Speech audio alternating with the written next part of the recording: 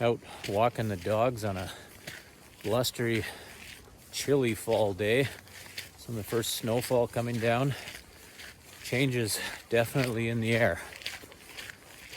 In the last couple of days, as I'm thinking and pondering here, I've been posting in the higher education sector, an area I've been engaged in for a long time, variety of roles.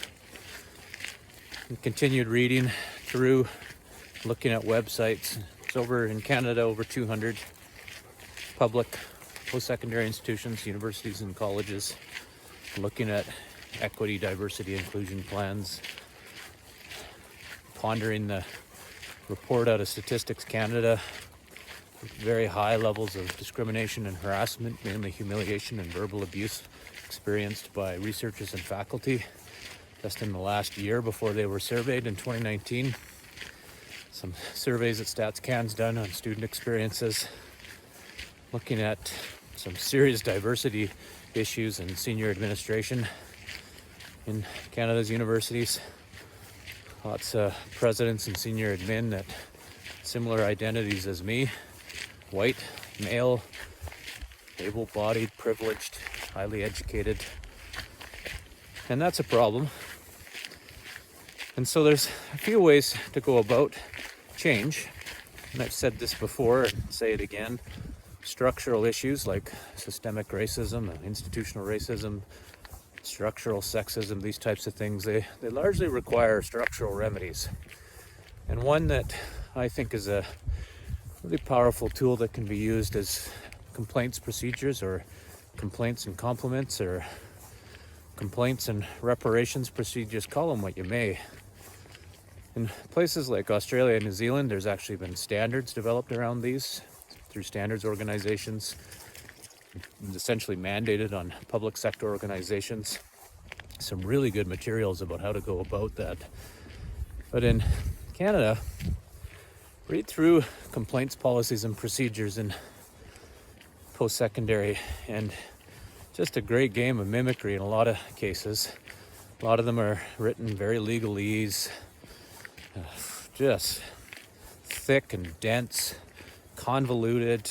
You got to go this way for this one and that way for that one, and then there's all these various stages, and you go this way and that way. And I just think full-time student in an apparently student-centered ecosystem, all these institutions suggest they are, it's not student-centered, nor is it people-centered for staff to go about it. A lot of these, and it's not a criticism of lawyers in the legal profession, they're critically important. It doesn't necessarily mean they should be the front end of things like complaints and compliments processes, which are vital feedback mechanisms for organizations, especially in the public sector.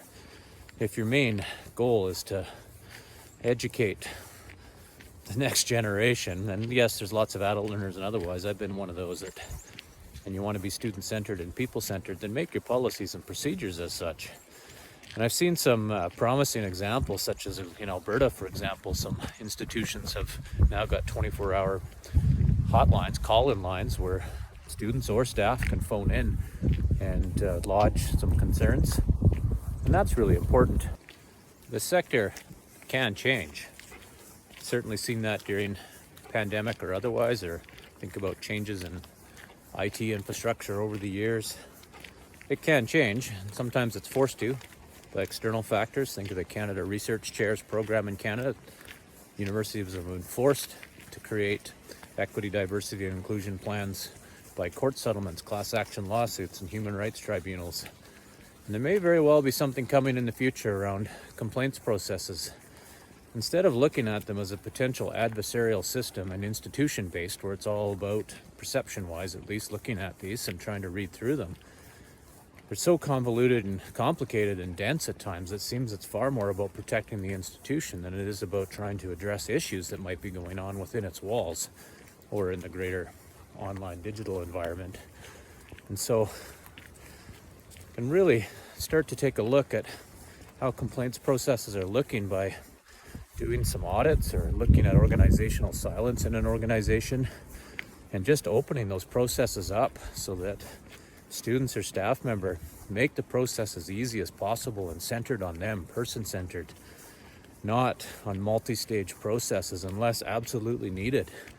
But what some of the evidence and research is showing out of places like New Zealand and Australia and other ombudsperson's offices, like even in BC, suggestion is 80% of those concerns can probably be dealt with at point of contact.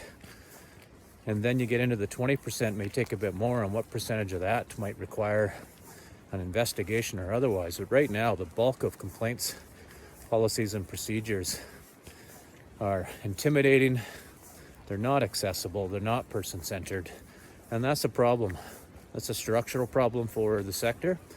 Start to address those, and you could really make some headway on some serious issues so that they're not coming out in reports and Statistics Canada surveys or government audits or workers' compensation board type of investigations, because they will come, or insurance companies will start to look into it. Really important area that could bear a lot of positive structural changes. Complaint systems, complaints and reparations. Interested to learn more? Let me know. Always happy to share information.